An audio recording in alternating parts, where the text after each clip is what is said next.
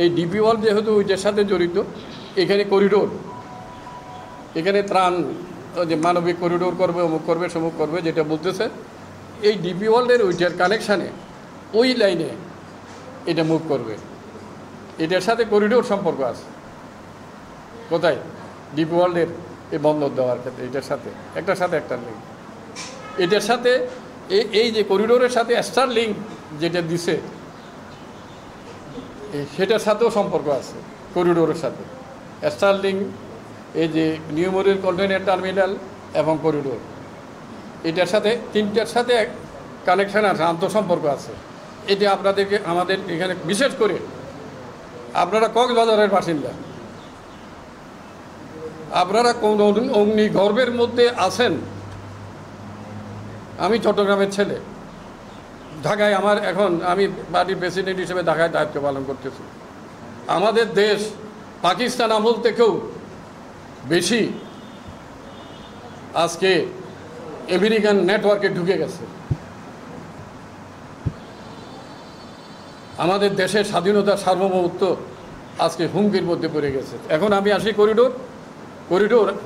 আমরা এখানে রোহিঙ্গাদের যে মানবত জীবনযাপন করতেছে, অমানবিক জীবনযাপন, এটার থেকে রোহিঙ্গাদেরকে মুক্ত করতে চাই।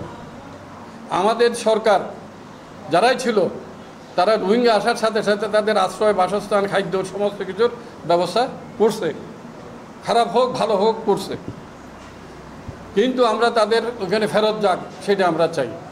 তারা তাদের জায়গায়, তারা যে আজকে ছিন্নমূল হয়ে গেছে, মানবত জীবনযাপন করছে, সেখানে যাক, আমরা সেটা চাই। কিন্তু যাওয়ার ওয়ে আউট কি, পদ্ধতি কি? Corridor no. কেননা আপনি বার্মাকে পাশ কাটিয়ে, যদিও সে জান্তা সরকার, গণবিরোধী সরকার বার্মাতে আছে, তার বিরুদ্ধে সেখানে বিভিন্ন জাতিগোষ্ঠী লড়াই করতেছে তাদের আত্মনিয়ন্ত্রণের অধিকার জন্য। ওই তাদের যে মানবিক লড়াই, তাদের আত্মনিয়ন্ত্রণ, সেইটার পক্ষে আমাদের পার্টি, আমরা আমাদের বিশ্ব দৃষ্টিভঙ্গি থেকে আমরা মনে করি ওদের ওই লড়াইয়ের জাস্টিফিকেশান আছে তাদের জান্তার বিরুদ্ধে। কিন্তু দুইটা এক দেশে সরকার, জান্তা সরকার তো এখনও ক্ষমতায়, তাকে পাশ কাটিয়ে আপনি যদি করিডোর দিতে চান, হ্যাঁ, তাহলে তো আমাদের দেশ একটা যুদ্ধের মধ্যে ঢুকে যাবে আমাদের দেশ। তাকে পাশ কাটিয়ে এটা যদি করতে চান, তাহলে এখানে করতে হবে। এখানে তো আরও সমস্যা আছে। ভারতের এখানে আপনারা দেখেন, ওই যে কুকি চীন বাহিনী একটা হয়েছে। কোথায়?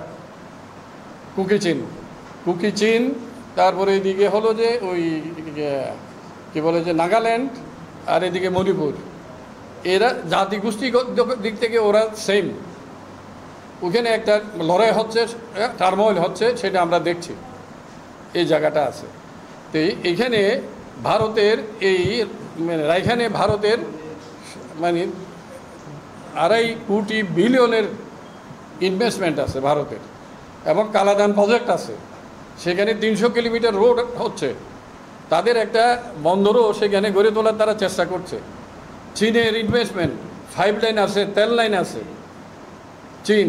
চীনের সেখানে ওই যে বন্দরে ওইখানে তাদের নৌফ্লিট আছে, এবং তাদের ইন্ডাস্ট্রিয়াল একটা প্রজেক্ট সেখানে আছে। এখন 5 কিলোমিটারের মধ্যে আরকান আর্মি ওখানে অবস্থান করতেছে, আজকের পত্রিকা আমি দেখলাম।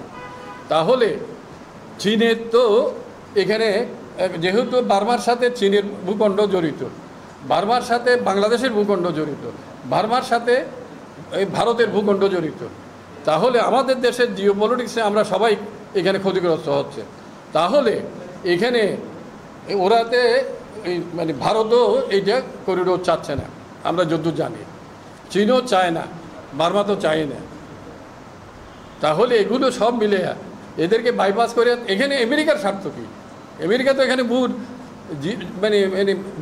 ভূমির দিক থেকে সে এখানে সম্পর্কিত না। তার সাথে হলে ইন্দো প্যাসিফিক, তার স্ট্র্যাটেজি আছে যে চীনকে ঘেরাও করতে হবে।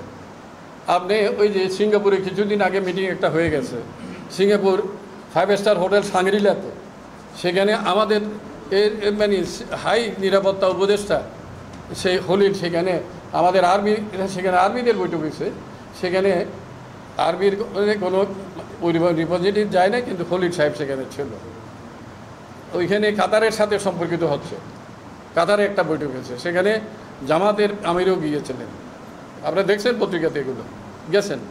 তাহলে এই জায়গাটা এখন আবার প্রধান উপদেষ্টা বলতেছে আমরা তো করিডোর দিতে চাই না, ওরা মিথ্যা কথা বলতেছে। আরে আপনার উপদেষ্টা, পররাষ্ট্র উপদেষ্টা বলছে নীতিগত সিদ্ধান্ত হয়েছে।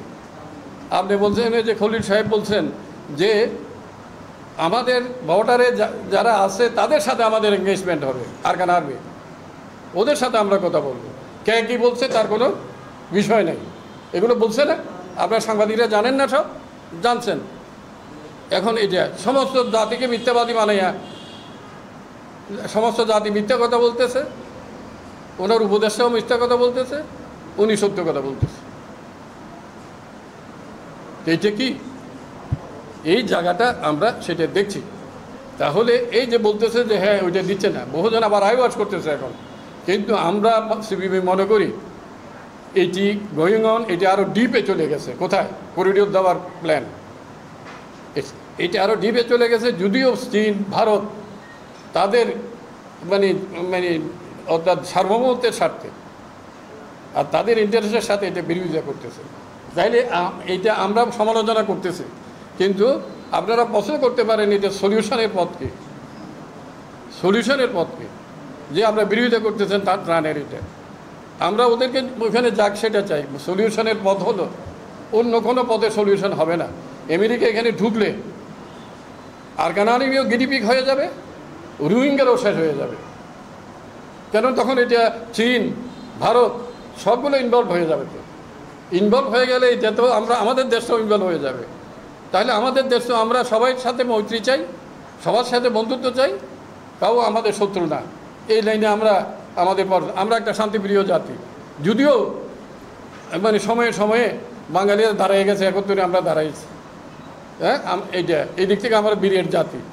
তাহলে এই জায়গাটা আমরা যেটা বলতে চাচ্ছি সেটা হলো এই, তাহলে এখানে আমরা মানে রোহিঙ্গারাও গিনিপিগ হয়ে যাবে, আরকান আর্মিরও কোনো লাভ হবে না, আরকান আর্মিরও কোনো লাভ হবে না। এটা মাথায় আজকে থাকা দরকার। তাহলে কীভাবে সলিউশন এটা হইতে পারে, সেটা হলো বাংলাদেশের সরকার, বার্মার সরকার, চীন, ভারত, আরকান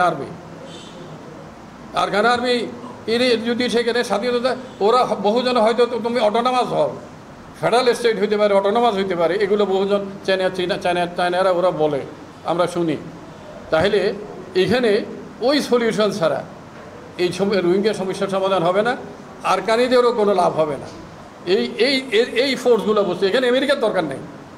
ভারত, চীন, বাংলাদেশ, বার্মা সরকার, আরকান আর্মি, হ্যাঁ, এরা মিলে এটার একটা সলিউশনে আসা দরকার।